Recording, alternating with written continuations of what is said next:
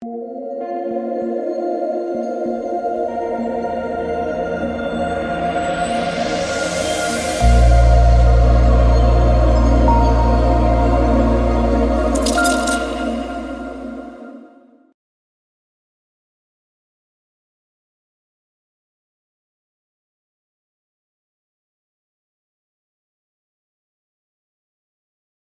guys see that, right?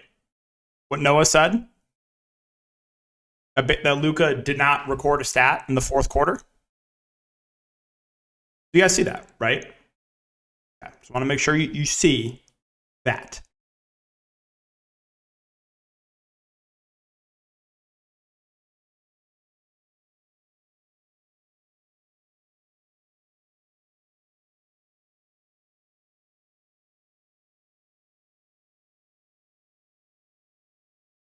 One slate.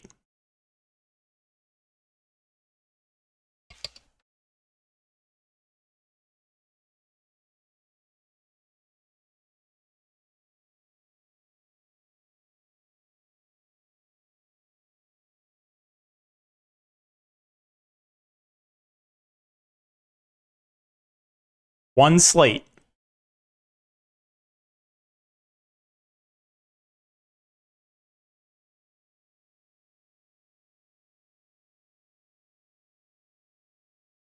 $750. $750. And I need Luka to just go for 3 fantasy score in the fourth quarter. Nothing. Nothing from Luka. A donut. A donut against the Kings. And a donut. It's the Kyrie show. But a week ago or so, when I was doing the ladder challenge, I took Kyrie over PRA, and then Luka gets ruled in. I need a big Kyrie game? No way. It's the Luka show. Just need 3 fantasy score from Luka for $750. Nothing in the fourth. So, a lot of you have been with me for a while now, but all the evidence is here. There is absolutely no way that you can find me someone that runs worse than me. There's no one that runs worse. No one. End of story. It's over. No one runs worse. I am sick to my stomach. I am sick. I am sick to my stomach. There's no one that runs worse. No one.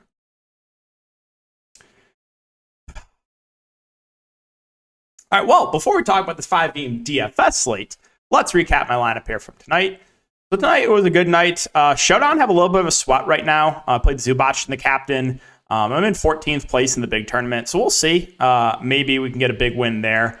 But as far as the main slate goes, it was a decent day.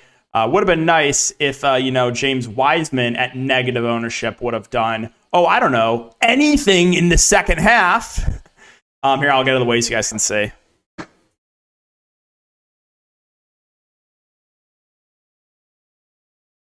But yeah, I stacked the Knicks. They obviously went off. A couple of my hot takes were I was really high in the Pistons for tournaments. A few of the Pistons smashed. Like Ivy went crazy. I was really high in TJ McConnell, no ownership. He went off. Just a lot of huge scores tonight, though, with, just a lot of chalk going off. But, I went to quickly Grimes and Toppin. I ate Chalk Goodwin. He was fine. Chalk Duran was fine. Tyus Jones smashed. Jaylen Brown was okay. And then Wiseman was my low on play, who literally started, I think in the first quarter, he had like 15 fancy points. You mean to tell him, like, how? Come on, man. No way. And I had the only 2 misses. It looks like I'm going to go 5-2 on Prize Picks. The only 2 misses were that Luka just absurd hook, and then Wiseman had a block. It took a block away, so he hooked me too. Unbelievable, man. Unbelievable. But that's a recap there for DFS. So definitely a profitable day. We'll see about the showdown. Maybe if I can take down this showdown, I'll be happy. I'll be happy about missing if I'm missing the 25x. If I win the showdown, that'll make up for it. So we'll see. Hopefully I can get that takedown. Yeah, before we talk about this 5-gamer, again, the sponsor of the video is Prize Picks. If you're a first-time user, you can use the code DKDFS for 100% match up to $100. It'll be linked in the description as well. And if you're looking for more in-depth content for DFS or for Prize Picks, you know down below. Okay, so for this 5-game slate, I just want to put out there's a lot of teams really not playing for much. So let's just go through that really quick. So we have to do that at the end of the regular season. We have 4 more days of the regular season. Cleveland, well, they're already confirmed resting a bunch of teams. But I'm pretty sure you're going to see a lot more teams do what Cleveland's doing. Orlando, they're going to play their main guys. They have nothing to play for. They're going to play their main guys. Miami, they're kind of locked in right now to, I think they're the 8 seed. I don't think they can move up or down. We'll see, though. They could play their main guys. I also would not be shocked if they rest their main guys. Philadelphia is locked into, I believe, the 3 seed. So I'd be pretty surprised if we see any of the main guys play here. Portland obviously has nothing to play for. We know they're resting everyone. The Spurs, we know they're doing the same thing, right? So we kind of know what's happening here. Oklahoma City, well, I mean, I don't know if they want to make the playoffs, but I think their main guys will play. For Utah, they're obviously shutting down a lot of their guys.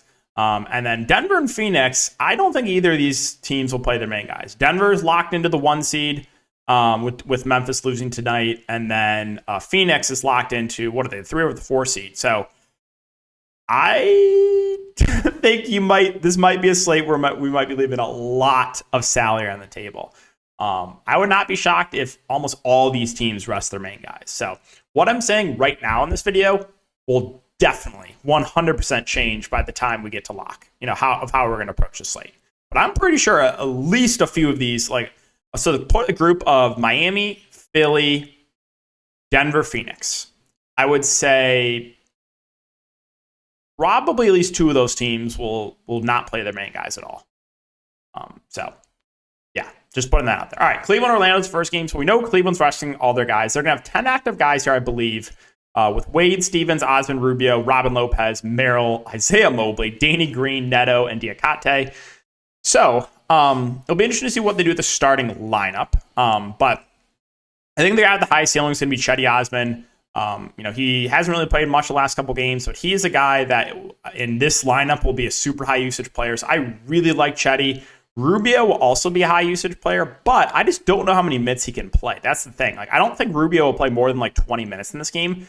I would actually think they'd probably start Raul Neto at the point because he can actually just play more minutes. He picked up a spot start that one game, played 36 minutes. So starting lineup is going to be pretty important. If I just had to guess what the starting lineup would be right now, I'm going to say that it will be Neto at the point.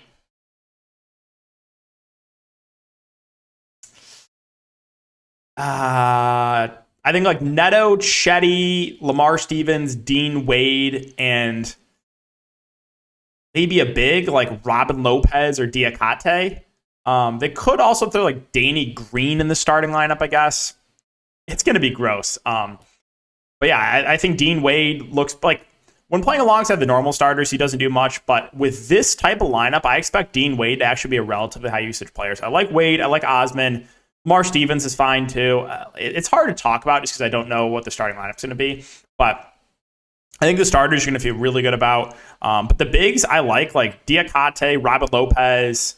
Whoever starts the 5, I definitely have interest in for Cleveland. So this is a team that obviously is very shorthanded, but I expect a lot more teams to be shorthanded as well. There could be teams that are even more shorthanded than Cleveland. Cleveland still has technically 10 active guys. So it'll depend a lot on the starting lineup. The guys standing out right now are, again, Osman, Dean Wade, whoever starts the 5, Neto if he starts the point. Rubio I like, but again, I just don't know how many minutes he can play. All right, moving on to Orlando. So Orlando, I expect just a normal rotation here. And this is not the same Cleveland defense, so you have to remember that. This is actually a good matchup, right? This is not the same Cleveland defense that we've seen all year. So I actually like the main guys here for the Magic. Paolo, Markelle Fultz. I expect mid-30s minutes for both.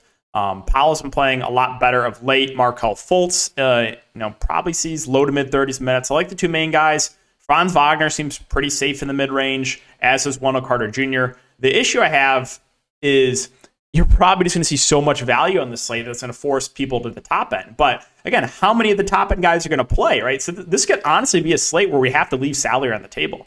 But the main guys I have interest in for the Magic, I'm not going to mess with the value just because there's going to be, we already have the Cleveland value, and I'm pretty sure there's going to be a lot more value with some of these other teams. So I'm not even going to mess with any of the Magic value. It's really just the main guys. Carter, Franz, Fultz, Banchero.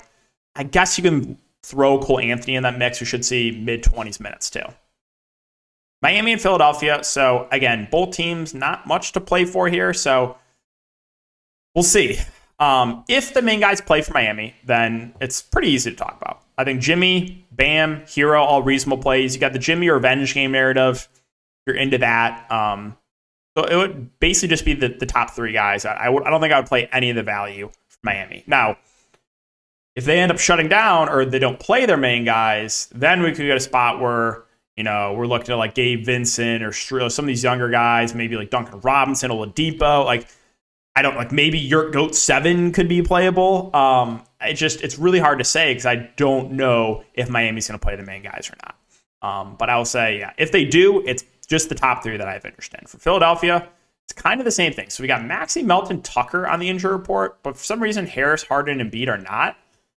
I don't know if we see these guys, but if we do, if the main guys play, I would say it's just Embiid and Harden that I have interest in because there's just going to be a lot of value in the slate. And if Embiid and Harden are playing, then they're going to be popular because there's so much value. So I like Harden. I like Embiid. I give the edge to Embiid over Harden, but both look pretty good.